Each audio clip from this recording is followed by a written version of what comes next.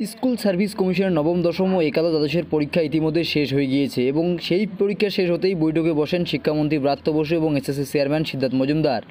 বৈঠকে তারা জানান যে পরীক্ষার ফলাফল কবে প্রকাশ পাবে এবং যে প্রভিশনাল অ্যান্সার কী রয়েছে সেটাই বা কবে প্রকাশ করা হবে কমিশনের ওয়েবসাইটে, এবং তার সাথে সাথে এই যে গোটা নিয়োগ প্রক্রিয়া রয়েছে সেই নিয়োগ প্রক্রিয়াই বা কবে সম্পন্ন করা হবে বিস্তারিত জানবো আমরা এই ভিডিওর মাধ্যমে। আজ একাদশ দ্বাদশের পরীক্ষার পরেই বৈঠকে বসেন মাননীয় শিক্ষামন্ত্রী এবং কমিশনের চেয়ারম্যান সিদ্ধার্থ মজুমদার।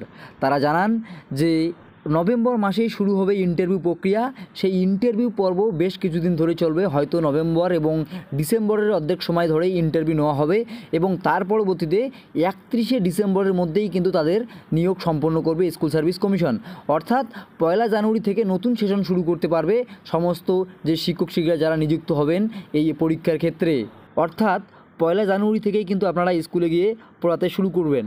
তবে আজ বৈঠকে জানানো হয় যে 2016 সালে যে সকল শিক্ষক ছিলেন তাদের কিন্তু এক্সপিরিয়েন্সের দাম দেওয়া হবে। সেক্ষেত্রে প্রশ্ন উঠে আসছে যে তাহলে কি ইন্টারভিউয়ের আগেই সেই এক্সপিরিয়েন্সের নাম্বার যোগ হবে? প্রশ্ন কিন্তু থেকেই যাচ্ছে।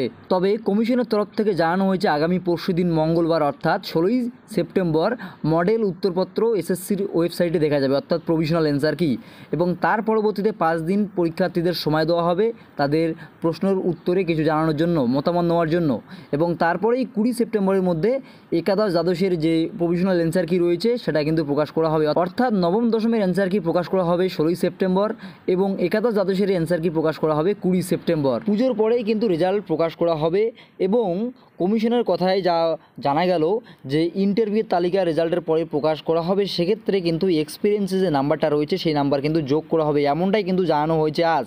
সেক্ষেত্রে কিন্তু সেই যে ইন্টারভিউয়ের লিস্ট রয়েছে সেই ইন্টারভিউয়ের লিস্ট কিন্তু পুজোর পর অর্থাৎ নভেম্বর মাসের আগেই অর্থাৎ অক্টোবরের শেষ সপ্তাহে কিন্তু প্রকাশ করা হবে।